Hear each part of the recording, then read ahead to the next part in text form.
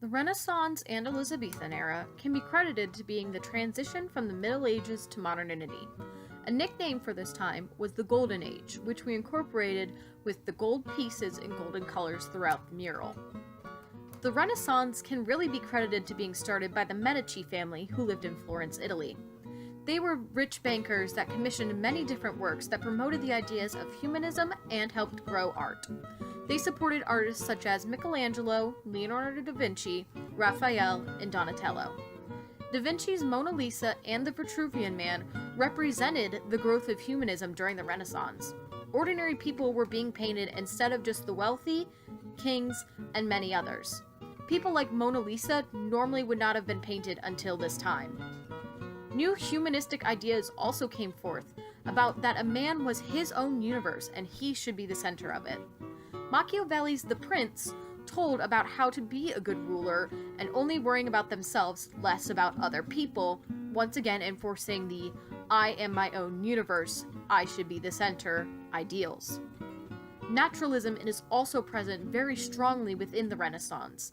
In art and literature, naturalism can be told as showing nature realistically, and the Renaissance did so while encapsulating the more beautiful aspects of it.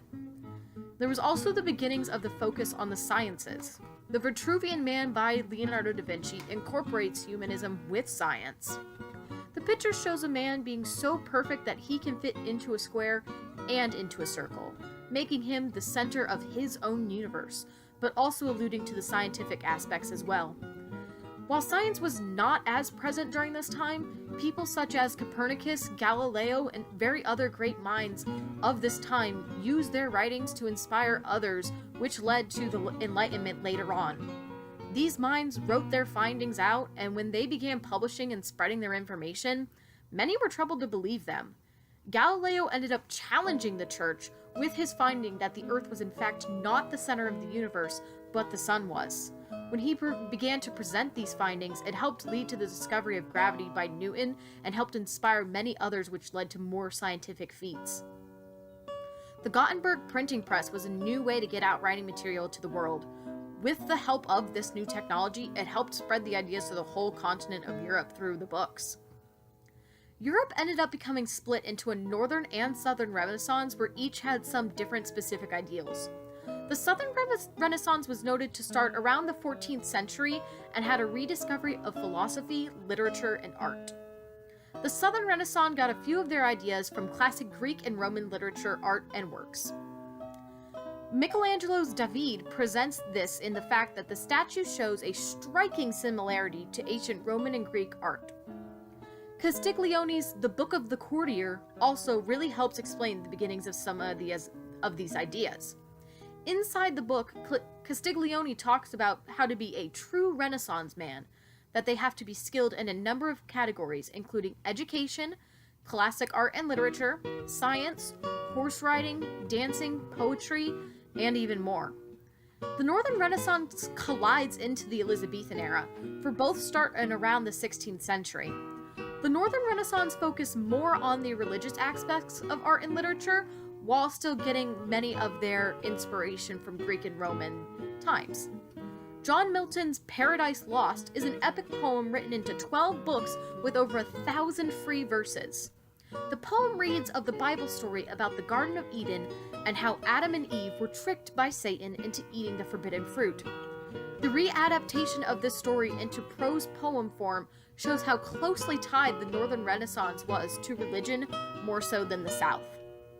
The beginning of the poem reads, "Of man's first disobedience, and the fruit of that forbidden tree, whose moral task brought death into the world, and all our woe, with the loss of Eden, till one great man restore us and regain the blissful seat."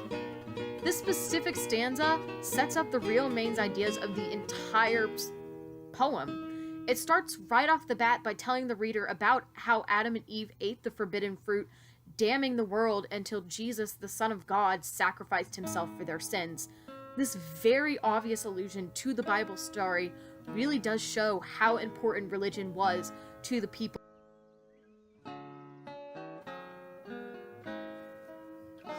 The Renaissance and Elizabethan eras were greatly influenced by the awareness of oneself in nature. religion also had a huge part in what was going on at the time. Sonnets like Fair Youth, The Dark Lady, and A Lover's Complaint set the cornerstone for the English sonnet. The Shakespearean sonnet, original form A-B-A-B, C-D-C-D, E-F-E-F, G-G, would later become the English sonnet. In terms of Shakespeare's plays, they were greatly influenced by the Greek and Roman heritage that came before it. Plays like Macbeth, The Tempest, and King Lear were very well known at the time. The picture of the Last Supper represents how religion impacted art and literature. While tying in Greek and Roman aspects as well, it developed an entirely new style of art.